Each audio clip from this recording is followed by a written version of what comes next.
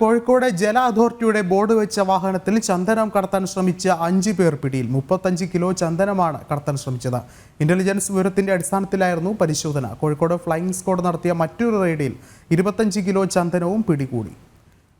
കൂടുതൽ വിവരങ്ങളുമായി ദിസ്ന സുരേഷ് ചേർന്നുണ്ട്. ദിസ്ന, എപ്പോഴാണ് സംഭവം ഉണ്ടായത്? ഒപ്പം തന്നെ മറ്റ് അന്വേഷണങ്ങളൊക്കെ ആരംഭിച്ചിട്ടുണ്ട് ഇത് സംബന്ധിച്ച്.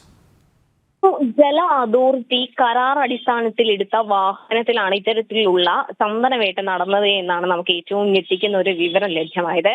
രാവിലെ തന്നെ ഇന്റലിജൻസ് വിഭാഗത്തിന് ലഭ്യമായ, അതായത് തിരുവനന്തപുരത്ത് നിന്ന് ലഭ്യമായ രഹസ്യ വിവരത്തിന്റെ അടിസ്ഥാനത്തിലാണ് ഈ കോഴിക്കോട് വനം വകുപ്പ് വിഭാഗം ഇത്തരത്തിലൊരു അന്വേഷണം നടത്തുന്നത്. ഇവർ സമർത്ഥമായി ഇതിന് ഉപയോഗിച്ചത് ഈ വാഹനമാണ്. ഈ വാഹനം ഉപയോഗിക്കുവാനുള്ള കാരണം എന്ന് പറയുന്നത്, കരാർ അടിസ്ഥാനത്തിൽ വാട്ടർ അതോറിറ്റി ഈ വാഹനമാണ്. അതുകൊണ്ട് തന്നെ ഈ വാട്ടർ അതോറിറ്റി വാഹനങ്ങളിൽ ഇത്തരത്തിലൊരു പരിശോധന നടത്തില്ല എന്ന ഒരു ഉറച്ച വിശ്വാസം ഈ പ്രതികൾക്കുണ്ടായിരുന്നു എന്ന് തന്നെയാണ് ഈ ഉദ്യോഗസ്ഥരുടെ ഭാഗത്ത് നിന്ന് നമുക്ക് അറിയാൻ കഴിഞ്ഞിട്ടുള്ളത്. ഇതിന്റെ അടിസ്ഥാനത്തിൽ ഇവർ നടത്തിയ പരിശോധനയിലാണ്, കോഴിക്കോട് ഫ്ലൈയിംഗ് സ്ക്വാഡും റേഞ്ച് ഓഫീസറും നടത്തിയ പരിശോധനയിലാണ് ചന്ദനത്തടികൾ പിടികൂടിയത്.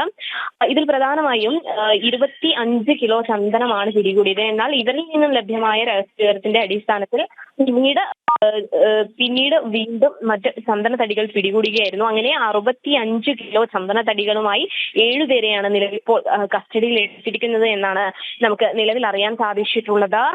ഇതിൽ ഇവരൊക്കെ കണക്റ്റഡ് ആണ്, അതായത് പല വിഭാഗങ്ങളുമായി, അതായത് പല സ്ഥലങ്ങളിൽ നിന്നുള്ള ആളുകളൊക്കെ തന്നെ ഈ ചന്ദനവേട്ടയുമായി ബന്ധപ്പെട്ട് കേന്ദ്രീകരിച്ച് പ്രവർത്തിക്കുന്ന സംഘമാണ് എന്നാണ് നമുക്ക് നിലവിൽ അറിയാൻ സാധിച്ചിരിക്കുന്നത്. ഈ വിഭാഗത്തെ ഒക്കെ തന്നെയും താമരശ്ശേരി റേഞ്ച് ഫോറസ്റ്റ് ഓഫീസറുടെ നേതൃത്വത്തിലുള്ള ടീമിനെ കൈമാറും എന്നൊരു വിവരമാണ് നിലവിൽ നമുക്ക് ലഭ്യമായിട്ടുള്ളത്. വിഷ്ണു. ദിസ്ന, ഒപ്പം തന്നെ എടുത്തു പറയേണ്ടത്, ഈ കോഴിക്കോട് ജില്ല കേന്ദ്രീകരിച്ച് വലിയ രീതിയിലുള്ള ചന്ദനക്കടത്ത് ഉണ്ടാകുന്നു. ഒപ്പം ഈ വാട്ടർ അതോറിറ്റിയുടെ ഒരു കരാർ വാഹനത്തിലാണ് ഈ ഒരു ചന്ദനക്കടത്ത് നടത്തുന്നു എന്ന് പറയുമ്പോൾ തന്നെ വാട്ടർ അതോറിറ്റിയുടെ അധികൃതരുടെ ഭാഗത്ത് എന്തെങ്കിലും ഒരു പ്രതികരണം ഇപ്പോൾ ഉണ്ടാകുന്നുണ്ടോ?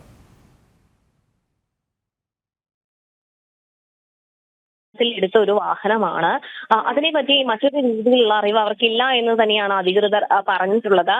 പ്രധാനമായും ഈ സംഭവവുമായി ബന്ധപ്പെട്ട് അവർക്ക് യാതൊരു തരത്തിലുള്ള ബന്ധവും ഇല്ല എന്നൊരു വിശദീകരണം തന്നെയാണ് വാട്ടർ അതോറിറ്റിയുടെ ഭാഗത്ത് നിന്ന് നമുക്ക് ലഭ്യമായിട്ടുള്ളത്. വിഷ്ണു സൂചിപ്പിച്ചതുപോലെ തന്നെ ഇവർ പ്രധാനമായി ഈ പ്രതികളുടെ ഒരു ഉദ്ദേശ ലക്ഷ്യം എന്ന് പറയുന്നത് വാട്ടർ അതോറിറ്റിയുടെ വാഹനമാണ്. അതുകൊണ്ട് തന്നെ ഇത്തരത്തിൽ മറ്റു പോലീസ് ഉദ്യോഗസ്ഥരോ അല്ലെങ്കിൽ വനം വകുപ്പ് അധികൃതരോ ഒന്നും തന്നെ ഇത് പരിശോധിക്കില്ല എന്നൊരു ഉറച്ച വിശ്വാസം ഈ പ്രതികൾക്കുണ്ടായിരുന്നു.